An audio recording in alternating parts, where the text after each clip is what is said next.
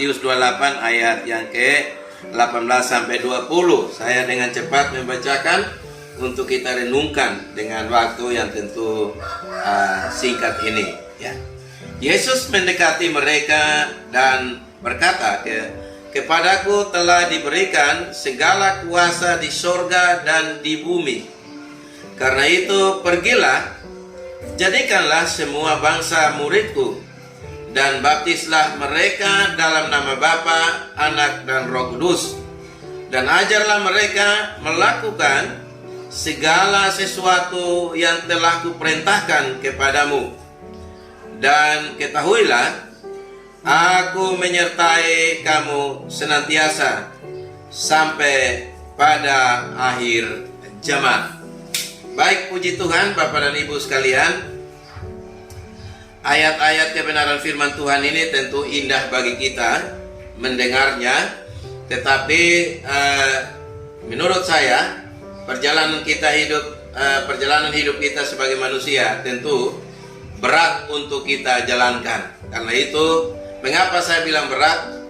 Karena kalau misalnya ini terasa ringan, orang percaya di dunia ini sudah, saya tidak menyatakan data yang tepat, tetapi tentu sudah berjuta-juta, ya, bisa dikatakan triliun orang.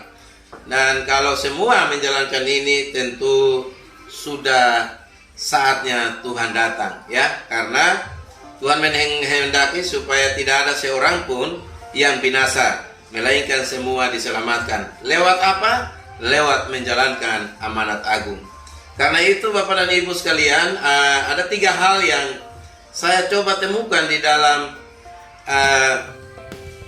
bacaan ini. Pertama, kita tahu persis bahwa ini adalah amanat daripada Tuhan Yesus Kristus, Tuhan dan Juru Selamat atau Guru Agung kita, ya. Yang dikatakan di bacaan tadi bahwa Dia berkata, "Aku telah diberi kuasa, otoritas, ya, untuk di sorga dan di bumi."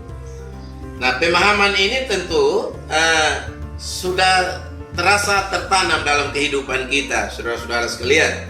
Bahwasannya benar, kita yang ada ini sungguh-sungguh telah percaya bahwa Yesus adalah Tuhan dan Juru Selamat.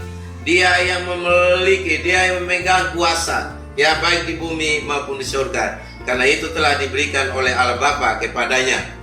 Nah, kuasa itu, saudara-saudara, tentu tidak hanya dipegang sendiri, tetapi dalam ayat-ayat bacaan ini Dia amanatkan kepada murid-murid, saudara-saudara.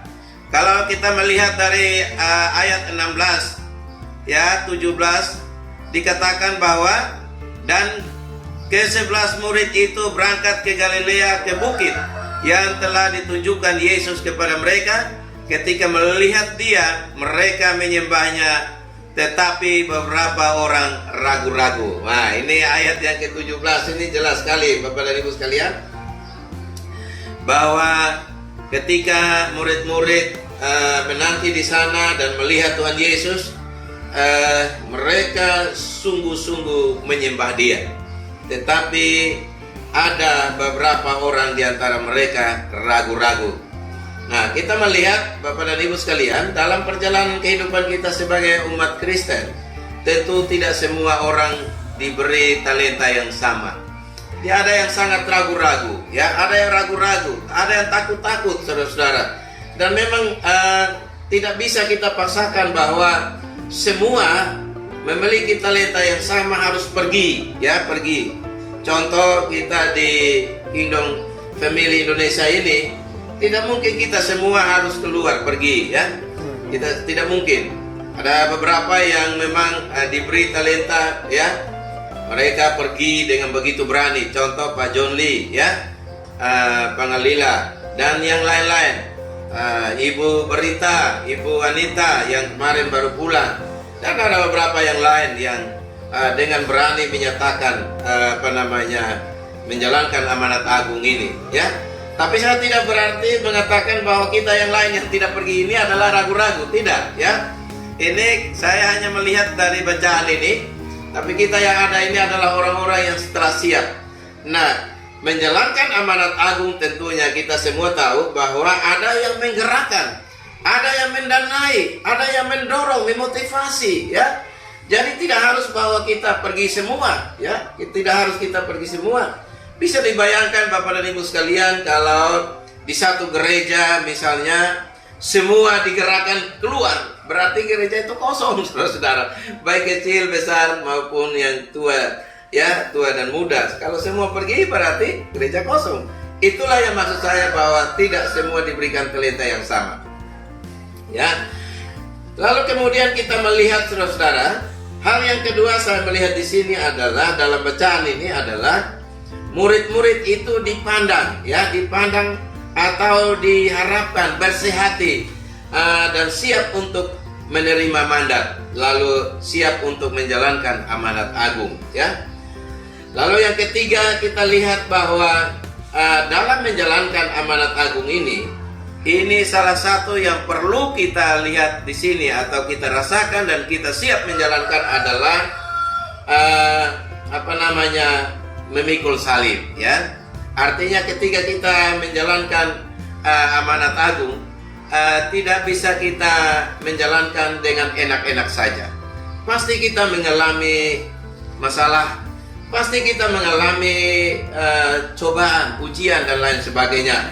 Nah, itulah yang dimaksud dengan salib. Seperti dalam Lukas 14 ayat yang ke-27. Saya bacakan bagi kita, saudara-saudara.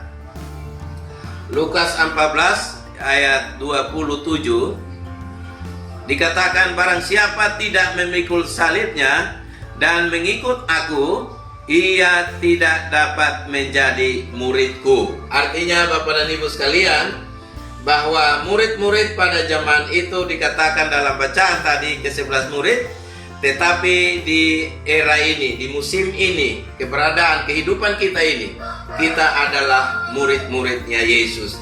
Nah, ini harus menjadi satu keyakinan dalam kehidupan kita, saudara-saudara. Sehingga ketika kita menjalani kehidupan ini, kita menjalankan amanat agung, lalu kemudian kita mengalami pencobaan atau masalah, ujian, lalu kita mungkin menggerutu, kita rasa menyesal kenapa saya harus berada dalam area ini, dan lain sebagainya. Nah, karena itu awal-awal mesti kita mengetahui ini. Kita tanamkan ini dalam prinsip kita dalam menjalankan amanat agung. Dan ketika kita sudah tanamkan ini sebagai suatu prinsip kehidupan kita, harus siap menjadi murid, berarti siap memikul salib. Apapun persoalan yang kita hadapi, mari kita jalani itu, karena itu adalah bagian yang mesti kita hadapi. Tuhan tidak pernah menjanjikan bahwa kita hidup enak-enak saja, tetapi Tuhan berjanji pada ayat yang ke-20 bahwa Dia senantiasa menyertai sampai akhir zaman.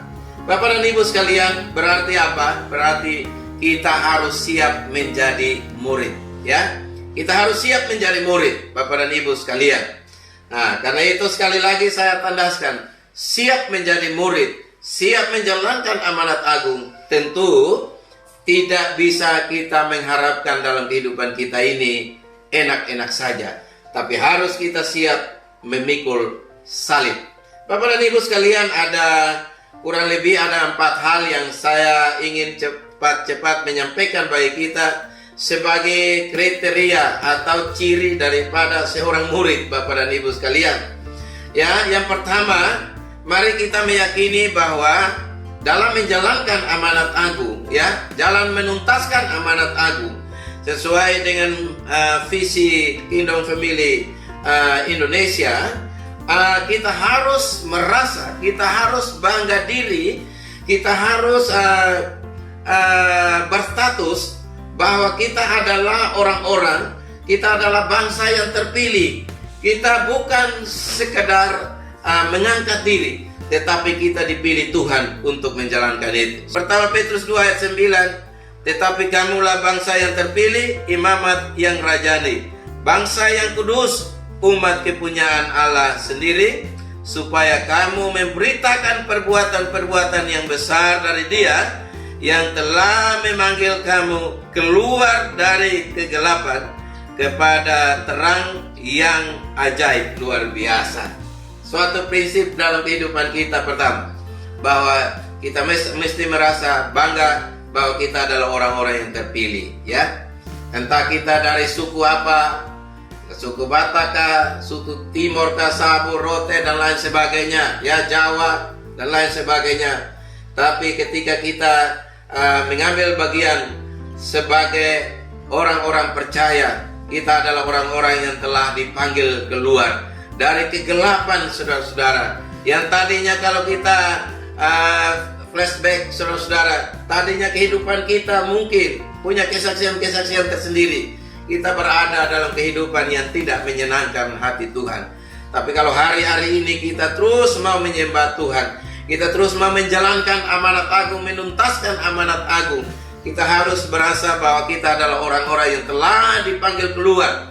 Bayangkan, saudara-saudara, kita dari tempat yang kotor, kita dari tempat-tempat yang tidak layak, kita dari kehidupan yang tidak nyaman, kita dipanggil masuk ke dalam, ditarik masuk ke dalam terangnya yang ajaib, sehingga kita bisa memuji-muji Tuhan, kita bisa menyembah Dia, kita bisa memberitakan kebenaran firman Tuhan.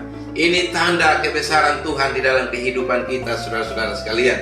Ini tanda bahwa kita bukan orang yang biasa-biasa lagi, tapi kita adalah bangsa yang terpilih, ya. Sebagai murid kita adalah bangsa yang terpilih, imamat yang rajani, Bapak dan Ibu sekalian. Wah, luar biasa.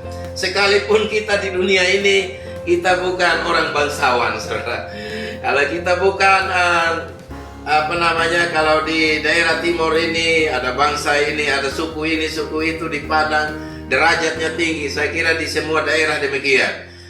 Kita bukan darah biru, ya, kita bukan, tapi kita darah merah, dan kita adalah memiliki darah Yesus, saudara-saudara sekalian. Darah Yesus yang berkuasa dalam kehidupan kita.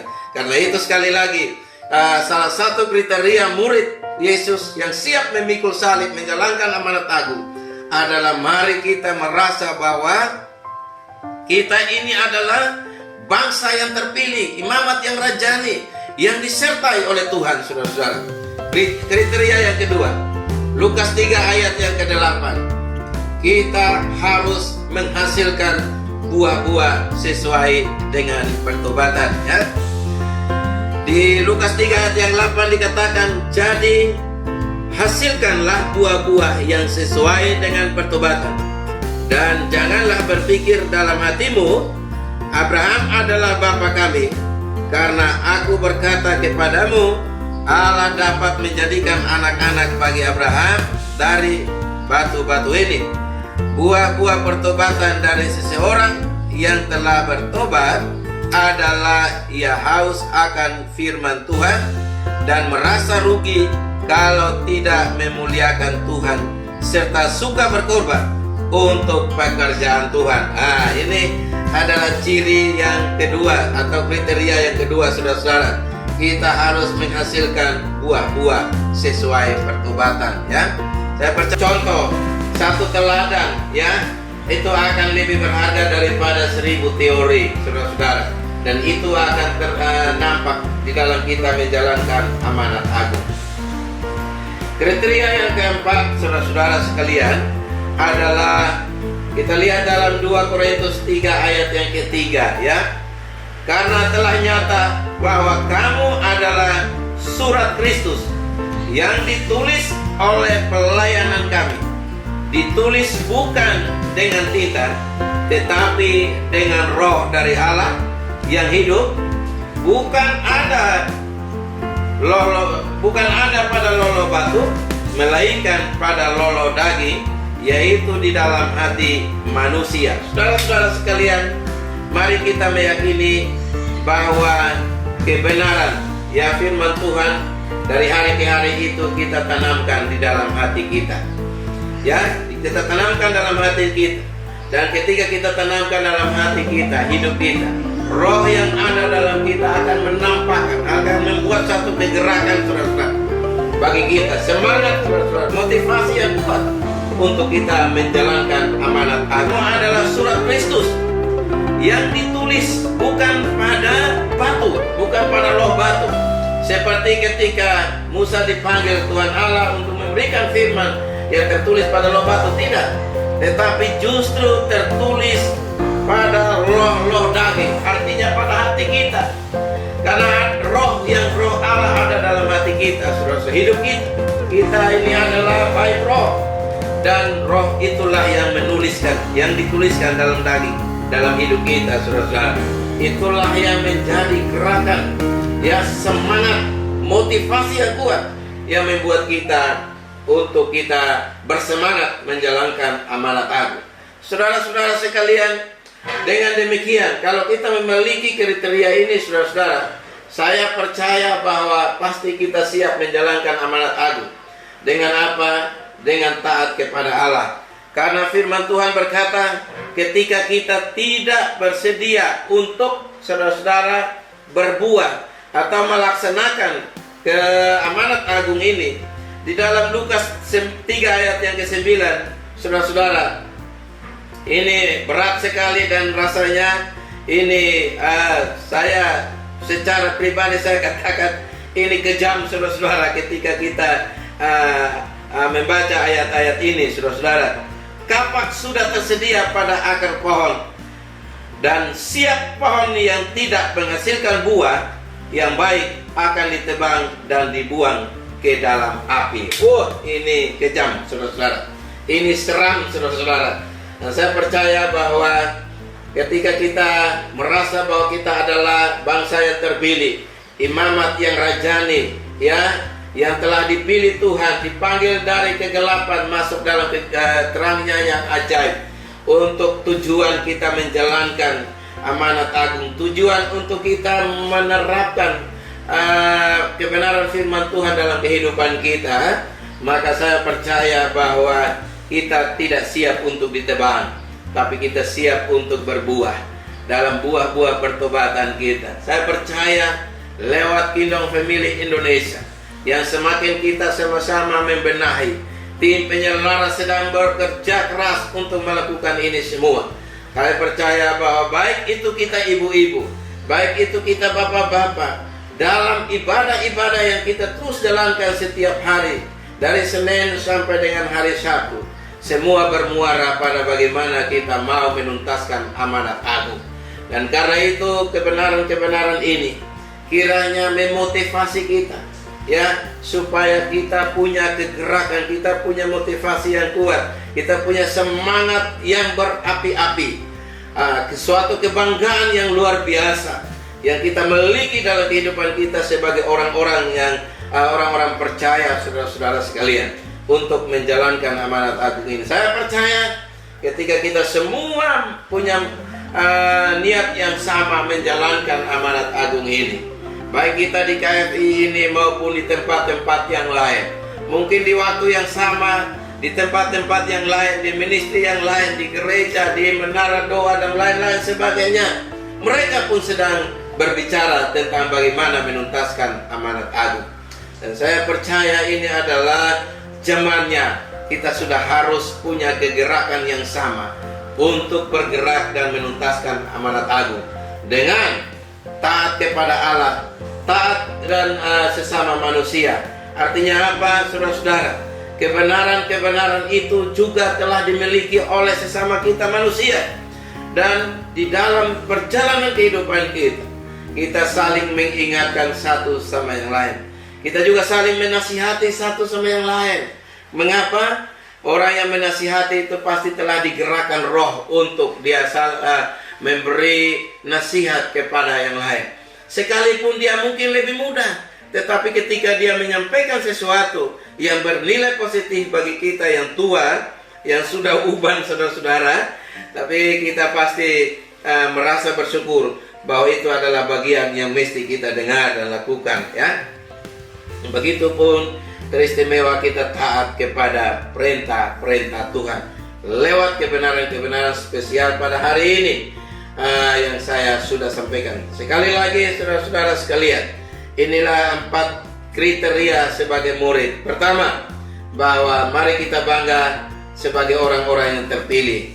Mari kita berusaha menghasilkan buah-buah sesuai pertobatan, Mari kita hidup menampakkan buah-buah roh dalam kehidupan kita.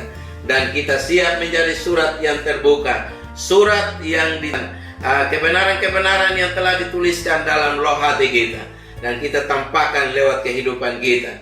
Dan saya percaya ketika kita menjalankan ini, ya, bagian-bagian kebenaran ini, maka kita adalah orang-orang, kita adalah pohon-pohon yang berbuah, kita adalah carang-carang yang berbuah, dan siap dibersihkan, siap dipelihara, siap diberi makan, siap mendapatkan bagian yang terhormat, bukan siap untuk dipotong dan dibuang ke dalam api, saudara-saudara sekalian. Karena itu biarlah ini menjadi suatu kebanggaan kita.